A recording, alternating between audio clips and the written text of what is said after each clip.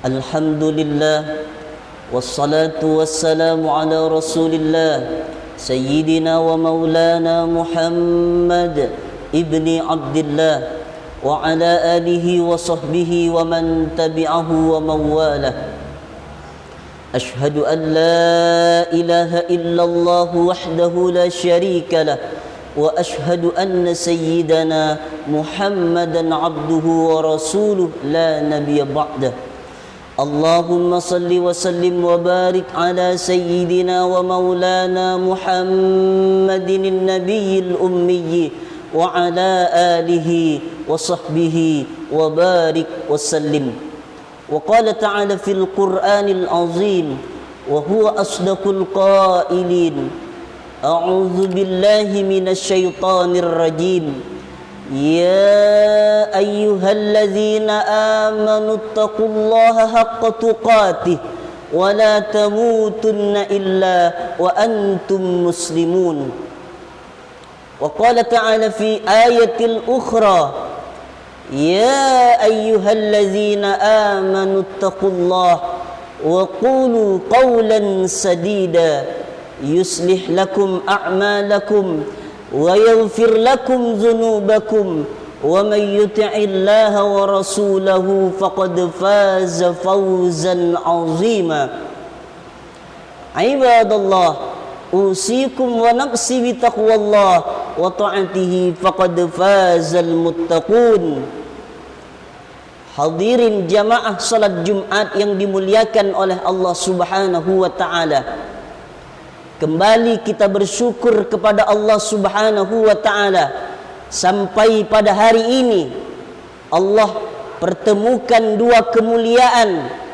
Kemuliaan Sayyidul Ayyam, hari Jumat, dan kemuliaan bulan Zulhijjah. Di antara 4 bulan yang haram yang dimuliakan oleh Allah Subhanahu wa ta'ala adalah bulan Zulhijjah. Yang 10 hari pertamanya merupakan amal terbaik untuk kita meningkatkan amal soleh di hadapan Allah Subhanahu wa ta'ala. Nabi sallallahu alaihi wasallam bersabda, "Ma min ayyamin al-a'malus salih fiha ahabbu ila Allah wa min hadhil ayyam yakni ayyamul ashr." Tidak ada satupun amal soleh yang lebih dicintai oleh Allah Subhanahu wa ta'ala. Tidak ada satupun amal soleh yang lebih dicintai oleh Allah Subhanahu wa ta'ala yang melebihi hari-hari untuk dikerjakan, untuk dilaksanakan oleh umat Nabi Muhammad sallallahu alaihi wasallam, yaitu 10 hari pertama di bulan Zulhijjah. Hadis riwayat Imam Abu Daud. Hari ini Allah Subhanahu wa ta'ala masih memberikan kita nikmat sehat, nikmat iman, nikmat istiqamah, ringan kaki melangkah ke rumah Allah, ayunan tangan bisa digerakkan. Ini semua adalah hidayah, petunjuk dari Allah Subhanahu wa ta'ala. Allah menginginkan kita menjadi orang yang baik. Allah tidak menginginkan kita menjadi orang yang sengsara di hadapan Allah, baik di akhiratnya Allah Subhanahu wa ta'ala. Hadirin jamaah Jumat yang dimuliakan oleh Allah Subhanahu wa ta'ala, tinggal menghitung hitungan hari lagi. Hari ini kita sudah berada tanggal 4 Zulhijjah. 6 hari lagi kita akan merayakan hari besar, yaitu hari raya Idul Adha, disebut juga dengan hari raya kurban. Setidaknya khatib akan ingin menyampaikan 3 hikmah untuk orang yang berkurban, menginfakkan hartanya di jalan Allah Subhanahu wa ta'ala. Hikmah kurban yang pertama, ibadah kurban itu mengingatkan kepada kita untuk senantiasa bersyukur atas rezeki yang diberikan oleh Allah Subhanahu wa ta'ala. Orang yang mempunyai kelebihan harta, lebih hartanya, memang ada hartanya, dia sanggup berkurban, maka orang itu adalah orang yang baik, orang yang dicintai, orang yang disenangi, orang yang akan dibahagiakan oleh Allah Subhanahu wa ta'ala. Yauma la yanfa'u malun, hari itu tak ada lagi guna harta, wala banun, tak ada lagi guna anak, illa man atallaha biqalbin salim, kecuali orang yang menghadap Allah dengan hati yang salim, hati yang bersih. Hati yang bersih itulah memudahkan seseorang yang punya harta untuk rela menginfakkan hartanya di jalan Allah Subhanahu wa ta'ala. Sebagaimana dalam Al-Quran, dalam ayat yang sangat pendek, Allah Subhanahu wa ta'ala berfirman, Inna a'tainakal kausar, sesungguhnya Allah telah memberikan nikmat kepadamu dengan nikmat yang sangat banyak. Berapa banyaknya? Kata Allah dalam Al-Quran, wa in ta'uddu ni'matallahi la tuhsuha, jika engkau menghitung nikmat Allah, maka sesungguhnya engkau takkan dapat menghitung nikmat itu.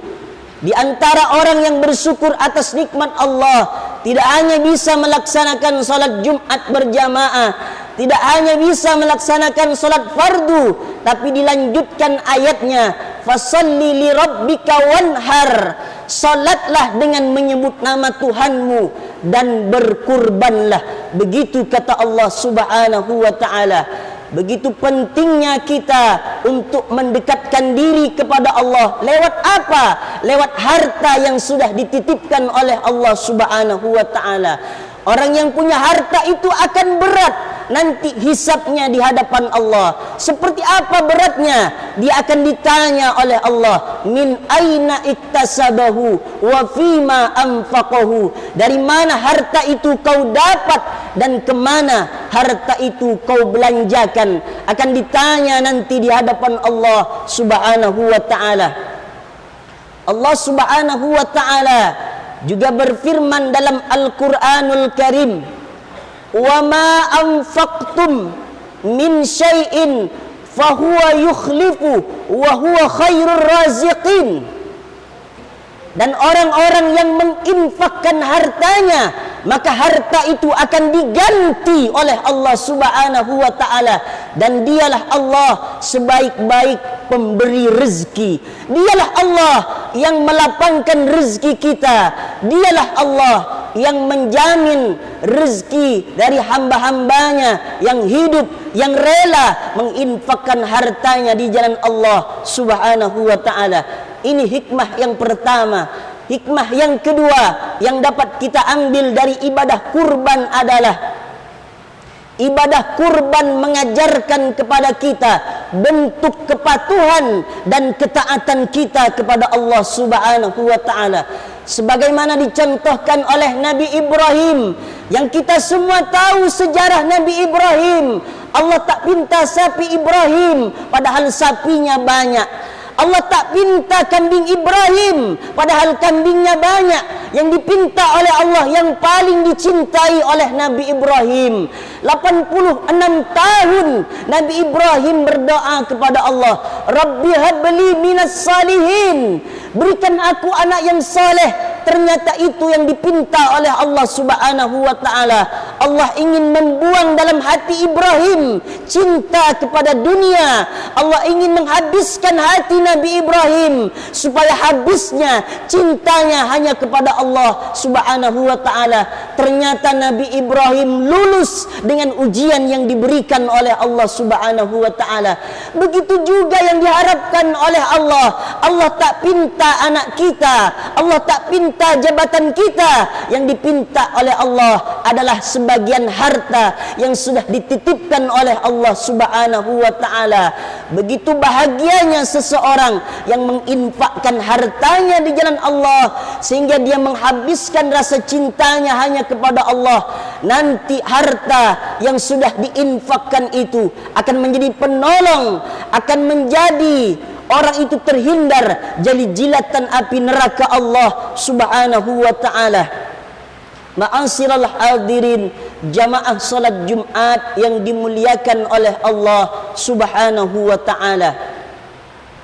Hikmah yang ketiga yang dapat kita ambil dari ibadah kurban adalah ibadah kurban itu mempunyai keutamaan dan balasan yang sangat besar dalam pandangan Allah Subhanahu wa taala. Nabi sallallahu alaihi wasallam bersabda dalam riwayat Imam Ibnu Majah, apa kata Nabi sallallahu alaihi wasallam? Bikulli sya'aratin hasanah. Pada hewan kurban itu setiap bulunya bernilai satu pahala, bernilai satu kebaikan dalam pandangan Allah Subhanahu wa taala. Hadis ini boleh jadi bermakna kiasan atau boleh jadi bermakna yang sesungguhnya.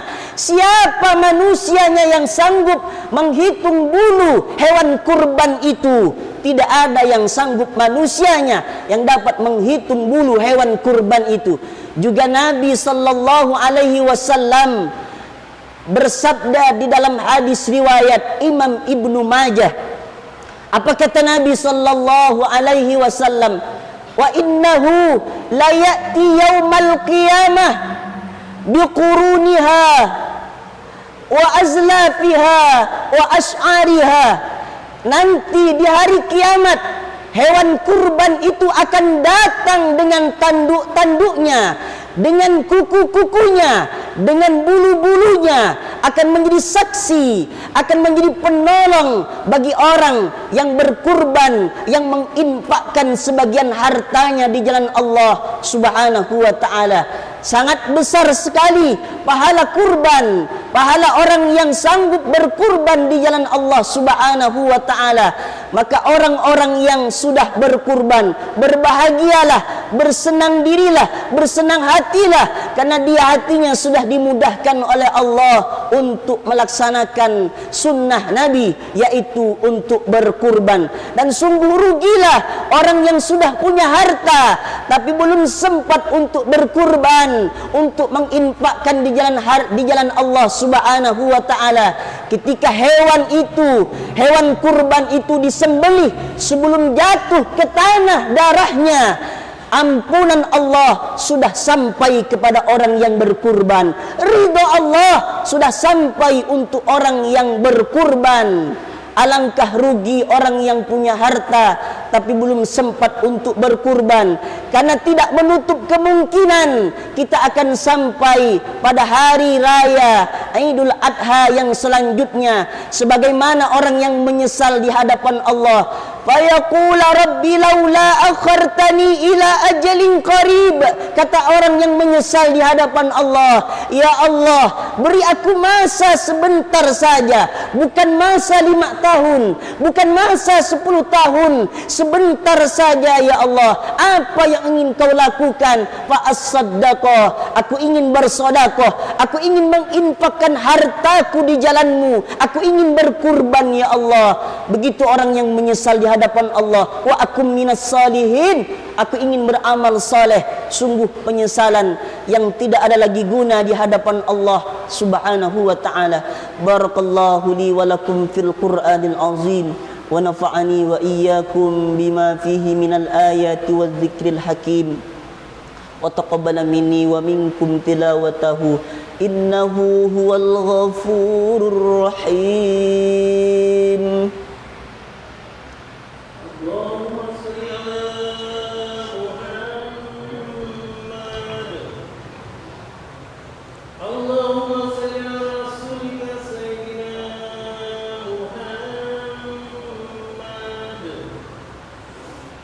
اللهم صل على رسولك سيدنا محمد